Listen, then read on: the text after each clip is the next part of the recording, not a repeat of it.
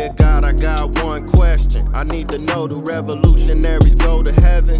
And if so, may their legacies last forever and their seeds grow. Tell them that we love them so and never let them die slow. It's like we cursed to be born black. We was kings and queens, now look where we at. I know it won't be long before we take it back.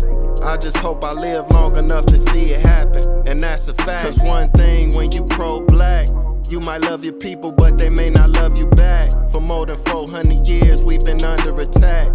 We survived slavery and then they gave us crack. Do revolutionaries go to heaven? Do revolutionaries go to heaven? Do revolutionaries go to heaven? Do revolutionaries go to heaven? Do revolutionaries go to heaven? I wanna know. Do revolutionaries go to heaven? I hope so. Do revolutionaries go to heaven? I wanna know. Do revolutionaries go to heaven? Peace, King. How you feeling? Can you hear me? Can you see me? Yeah, I can hear you and see you. Yes, sir. Okay, man. First and foremost, I want to thank you for coming on the platform. It's truly an honor. For the viewers that may not recognize you, let them know who you are and definitely where you're from. Sure. My name is King Randall. I'm the founder of the X for Boys program in the Life Preparatory School for Boys in Albany, Georgia. 23 years old. I started this program when I was 19 years old. This school that I own is a all boys boarding school. It's completely free of charge. We don't charge any tuition, so that includes haircuts, uniforms, everything you could possibly imagine in regards to having a school. But we don't charge parents anything, and we teach children the skill trades, how to work on cars, houses, general contracting, general automotive repair, and many different other things, firearms training, how to be a man, etc. But that's kind of a brief idea of who I am and what I do.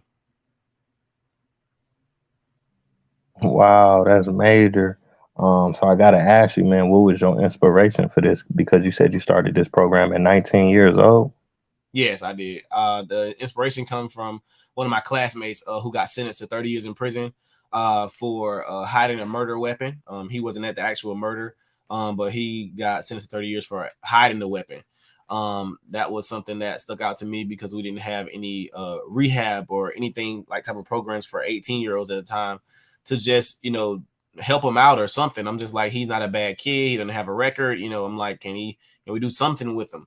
And but they didn't have anything for him, and that's why I decided to start a program, after school program at the time, to help boys and help children be able to, find what it is that they could do that's different than being out in the streets and just out doing nonsense.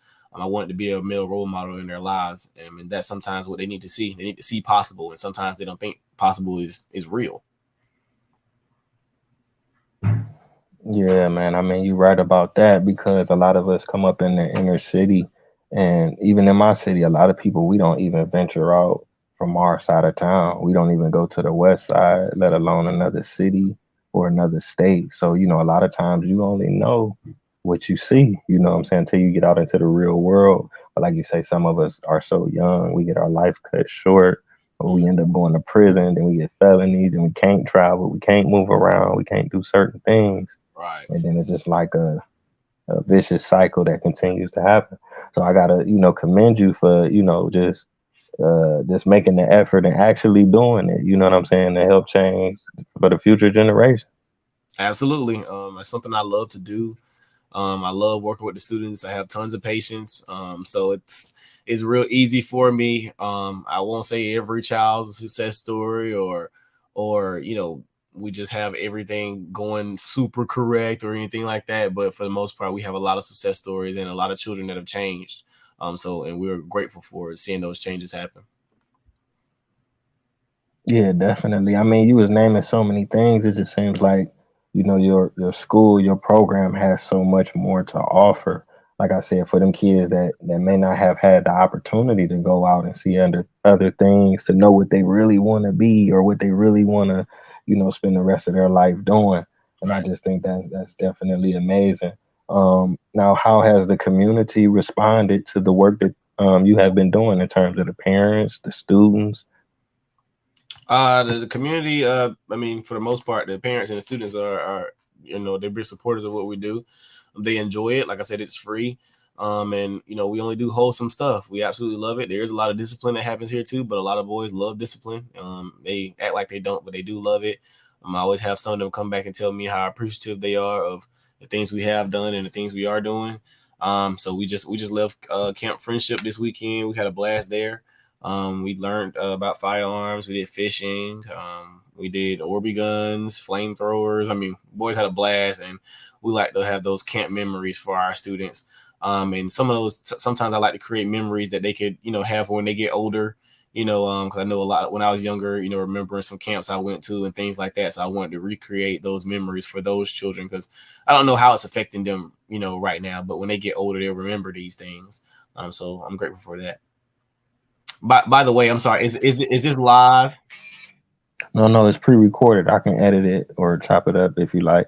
Okay, yes, I was asking because I was going to share it. I wasn't sure. That's all. Okay. Oh yeah. Once it's edited, I'll make a flyer and then I'll send you the links and everything. Sure. Okay. Okay, yeah. I mean, like I said, man, you planting some major seeds, because a lot of times we look back on our high school like, man, what did we learn? We was in school for 12 years, but you planting some major seeds, teaching people how to fish, teaching people how to, do different types of training. You talking about barbers, cutting hair and just getting involved in different activities. And I'm definitely for sure that these are things that these children are going to remember for the rest of their lives, and also pass these things on to their children and grandchildren. Now, I can ask you this. I don't know if it's private or public information or not, but how are you able to fund the trips? How are you able to fund the books or fund the education or the tools? And because you're doing a lot of stuff, but we know like stuff costs money. Do you have donors, or do you just got the bag already, or if just for the viewers who may be interested? Sure. Yeah. All of our funds come from donors. We're completely donor funded.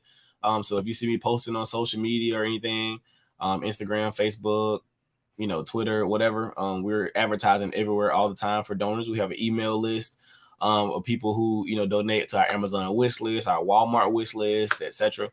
People donate to our program as much as possible. Even cryptocurrency people donate to our program. So that's kind of how we fund everything. And, we're blessed to be able to fund our operations just off of donors. Does it get a little crunch time sometime? Absolutely. It gets a little tough. Sometimes we have slow months and sometimes we have bigger months, but that's just the name of the game. We got to keep pushing regardless. So sometimes it does get a little tough, but, I still keep pushing and keep posting and keep sharing what's happening.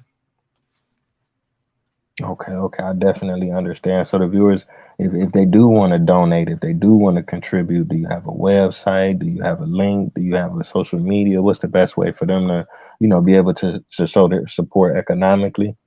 Yep, our website is theexforboys.org. That's THEXFORBOYS.org. You can go there to see how to donate. You can go there to see how to get any merchandise. You can go there to see our videos, pictures, anything. You can go there to find our social media links, and all of my social media links are at New Emerging King.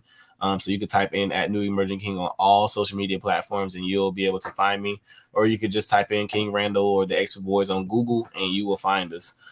So those are all the many different ways you can get in contact with our program and reach out to me. Okay, that's what's up. Now I can ask you about the staffing. Are you looking for volunteers? Do you do internships? Are you looking for employees? Or what are things looking like in that direction? Sure. Yeah, our staff is full at the moment.